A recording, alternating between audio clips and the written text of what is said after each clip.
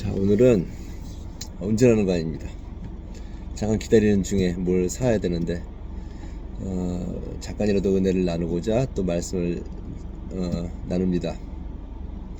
또 오늘 계속해서 열왕기상 아합의 얘기를 들었는데, 처음에 아합을 생각하다가 묵상이 된 것이 설교 말씀을 한번 생각해야 되겠다, 그 아이디어인데, 제목이 답답하며 근심하는 인생.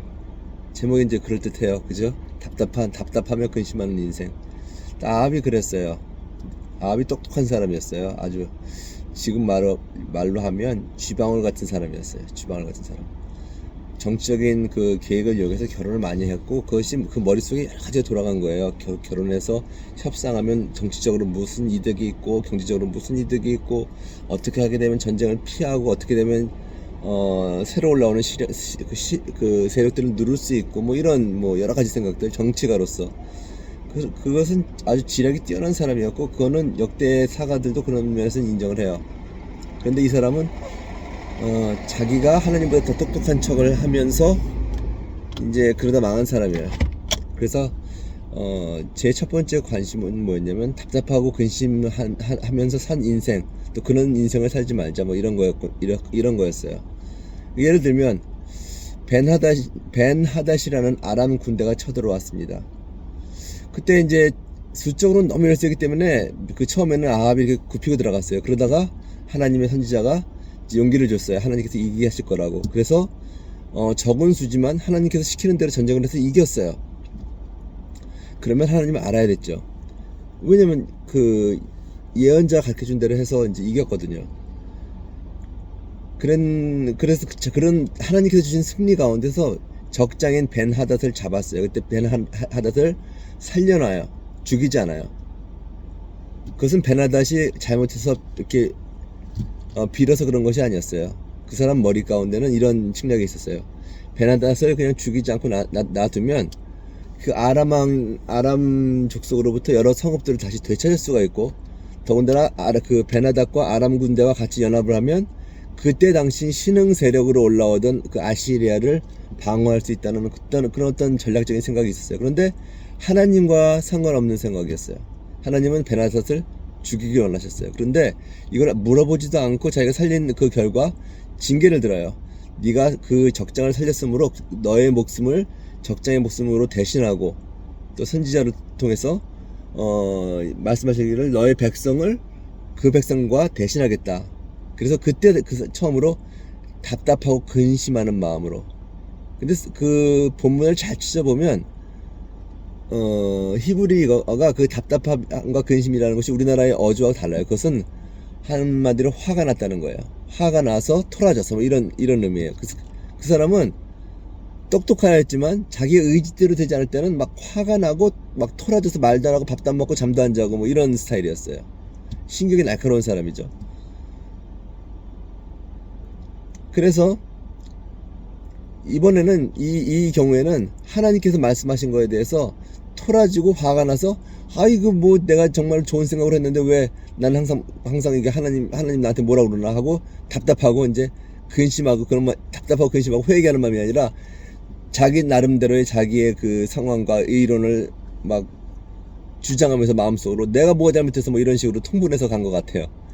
두 번째 잘못은, 많은 잘못이 있지만 연이어서 나오는 잘못은 나봇의 포도원을 빼앗은 이야기입니다. 다 아시죠? 자기가 보기에 아주 아름답고 멋있는 포도원이 밭이 있었어요. 나봇이라는 사람의 밭이에요. 달라고 했어요. 조상의 밭이니까 내가 줄 수 없다고 나봇이 말했어요. 그때 또 그 사람이 답답하고 근심하여 토라지고 화가 났어요. 내가 꼭 갖고 싶은데. 이런 쥐방울 같은 사람은 자기가 갖고 싶은 걸 가져야 되는 사람이에요. 이렇게 아주 열정 있는 사람, 푸틴 같은 놈이에요. 자기가 정치적인 것을 통해서 세계 정의를 위반하고 유엔의 반대를 무릅쓰고라도 자기가 갖고 싶은 건 가져야 돼. 그리고 쥐방울같이 아주 똑똑해요. 정치적인 역량이 있어요. 이제 그 사람도 이제 아합의 꼴이 날 겁니다. 그 사람 자기가 생각하지 못한 것에서 한 방 맞을 거예요. 아주 나쁘게 맞을 것 같아요. 그런데 어디까지 했죠? 자, 그렇게 안 준다고 그러니까 그걸 또 어떻게 뺏을 수는 없고, 조상의 것이라고 하면 이제 유대 그 사회에 유대인의 그 유해는 아주 굉장히 아주 이렇게 엄한 룰이었어요. 그렇기 때문에 그걸 바꾸지 못해요. 조상이 준 땅을 팔 수는 없죠. 줄 수도 없고요. 그러니까 답답해서 밥도 안 먹고 들여누웠어요. 그랬더니 그 아주 똑똑하지만 아주 야비한 왕비가, 이세벨이라는 교활한 왕비가, 또 왕이 뭐 그런 것 갖고 격정을 합니까? 가만히 계셔보세요. 그러더니 수를 써서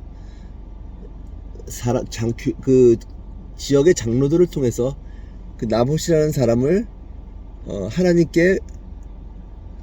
하나님을 모욕하는 말을 했다고 뒤집어 씌웁니다. 그리고 그 사람을 돌맞아서 죽게 합니다. 그러므로 말미암아 주인 없는 밭이 되고 나봇의 밭이 왕에게 속하게 되었어요. 그랬더니 또 기분이 좋아갖고 또 일어나갖고 또 룰루랄라 하면서 또 보러 갑니다. 성경 말씀에 보면 이런 사람이었어요. 또 그런 사람이었는데 한면에는 또 하나님의 마음을 무서워하는 그런 또 겸손한 마음이 또 있었어요. 그래서 선지자가 엘리사 선지자였죠. 엘리사가 가서 그랬어요. 네가 하나님 말씀하시기에 또 뺏었느냐? 전에도 뺏은 일이 있던 거예요. 또 뺏었느냐? 그러므로 네가 나봇을 죽인 그 피가 묻은 그 물가에서 개들이 네 피를 핥을 것이다. 너가 똑같은 형태의 죽음을 당할 것이다. 뭐 그렇게 비참한 죽음을 당할 것이라고 경고를 하셨어요. 그 말을 듣고 마음이 상해서 아주 겸손하게 됐어요. 그때 하나님께서 그 징계를 또 유보하십니다. 하나님도 마음이 답답하고 근심하시죠. 말을 안 들으니까 또 그렇게 또 겸손한 마음이 또 있으니까 또 한 번 또 넘어가 주시고, 그래도 그 관계가 항상 하나님도 그렇고 얘도 그렇고 우리 하나님께서 더 답답하고 또 근심하는, 하나님께서는 정말 답답하고 근심하는 마음, 이 사람은 이제 토라지고 삐지고 가끔가다 회개하고 이런 사람이었어요.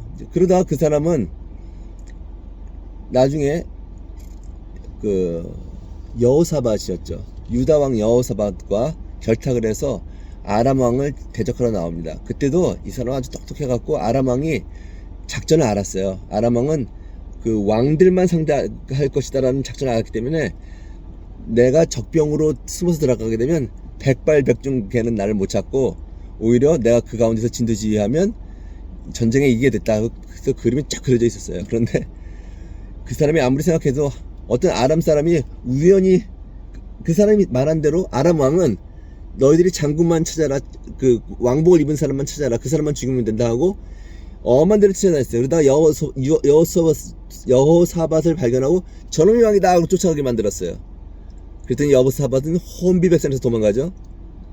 그래도 사람들은 그 아합 왕을 찾지 못했어요. 왜냐면 이 사람은 기발한 아이디어이기 때문에 이제 사람들이 숨어서 그 전쟁을 지켜나갔단, 그 버티고 있었단 말이에요. 그런데 아람 군사가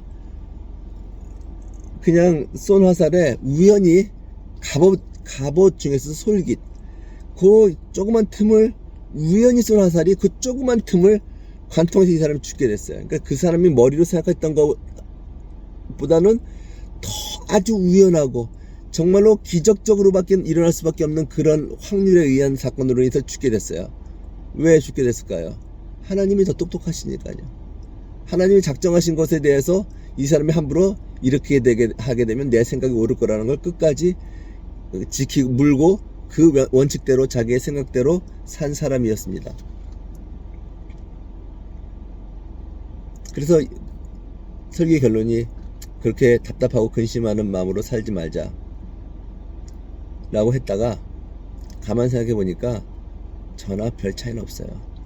빈도의 차이가 있고 사람을 죽였느냐 죽이지 않았느냐 뭐 이런 차이가 있고, 하지만 일반적으로 봤을 때는 하나님이 말씀해도 잘 듣지 못하는 거, 그리고 내 생각이 옳다고 하는 거, 그러다가 토라지는 거, 하나님 뭐 그런 것까지 뭐라고 그러시고 내가 뭐가 틀렸어요 뭐 이렇게 해도 되잖아요 뭐 이런 식으로 하나님께 대들기도 하고, 또 가끔은 또 겸손히 무릎 꿇고 앉아서 아이고 천하의 죄인입니다 하고 머리 굽히고, 또 한두 일 또 지나가다 보면 또 이제 똑같이 하고 뭐 이런 패턴을 보면 별반 차이 없습니다. 우리는 아합 왕이나 저희나 겸손히 얘기하면 별반 차이가 없는 사람입니다. 그래서 설교의 결론은 뭐냐면 모두가 한 방의 은혜가 필요합니다. 한 방의 징계로 아방은 갔어요. 왜냐면 너무 말을 안 들었기 때문에. 그런데 우리는 갈 수도 있고 또 다시 돌이킬 수 있어요. 그런데 그런 부분들은 우리가 우리의 이해를 넘어서서 하나님의 은혜 범주에 있고 그분의 이제 기준에 따른 거예요. 하지만 우리는 겸손하게 아합처럼 되지 말고 한 방에 그렇게 죽지 말고 하나님의 은혜의 한 방을 맞아서 이렇게 딱 돌아서는 그런 은혜가 있어야 돼요. 그리고 이제 하나님께 받아들여지는 그리고 은혜를 구원받는 그런 결론으로 나가야 돼요. 그런데 그것은 하나님의 어떤 면에서는 주권에 있는 것 같아요.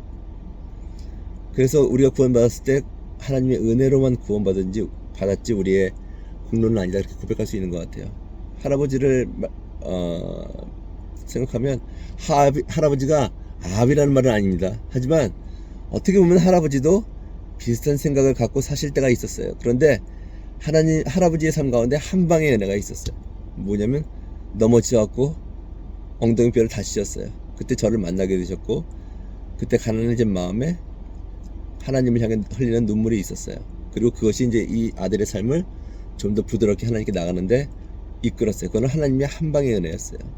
94년을 따라다니시다가 나중에는 안 되겠다 그리고 한 방을 주셔갖고 마음을 돌이키신 거예요. 삼촌을 생각했을 때 돌아가신 외삼촌을 생각했을 때 돌아가신 외삼촌이 아합이란 말은 아닙니다. 하지만 아합처럼 머리를 잘 돌리셨어요. 근데 돌아가실 때쯤에 제가 볼 때는 그 정신적으로 약간 왔다 갔다 하셨을 그런 때가 그게 한 방의 은혜가 있으셨던 거였어요. 왜냐하면 그때 아파트에 들어가시면서 예수님 사진을 보시면서 그림을 보시면서 주님 제가 잘못한 게 많죠 하고 겸손히 고개를 숙이시고 그 다음에 얼마 안 돼서 돌아가셨어요. 회개하는 마음을 주님께 내어놓고 그 초연을 맞이하는 거 그거는 정말로 큰 은혜입니다. 우리가 삶의 마지막 순간에 하나님 앞에서 내 영혼이 주께 받아들여지길 소원합니다 라고 고백하고 하나님께 나아갈 수 있는 그런 삶이 돼야 되죠. 근데 곧 평생 동안 하나님을 근심하고 답답하게 하다가 이제 그때만 회개하고 가더라도 그것도 정말로 큰 은혜예요.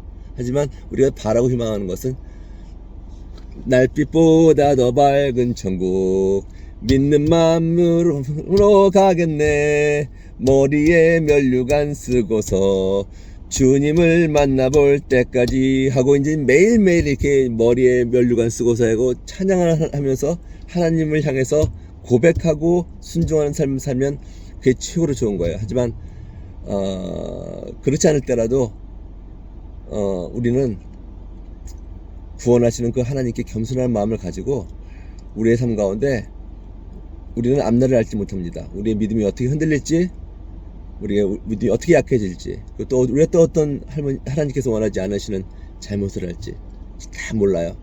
겸손히 지금 이 순간에 보험 들듯이 하나님께 기도해야 돼요. 하나님, 제가 실족하려고 할 때 하나님의 한 방을 허락하여 주셔서 패하고 망하고 하나님을 실망시키고 하나님을 떠나는 자가 되지 아니하고 꾸풀어지고 머리 숙이고 겸손히 제 마음을 토해내고 하나님께 다시 돌아오는 그러한 은혜를 가질 수 있도록 제 마음을 지켜주시옵소서. 지금 하나님께 간구해 놓습니다. 기억하여 주시고 나중에라도 기억하여 주셔서 제가 철없어졌을 때, 제가 실수했을 때라도 그 하나님의 은혜가 항상 저의 마음을 돌이키는 그러한 정말로 사랑과 은혜로 보호받는 자로 살아갈 수 있도록 축복하여 주시옵소서. 이 은혜가 어머니께 있게 하여 주시고 지철에게 있게 하여 주시고 제가 사랑하는 모든 이에게 있게 하여 주시옵소서.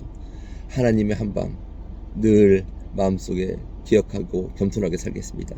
예수님의 이름으로 기도드립니다. 아멘. 아멘입니다. 화이팅입니다.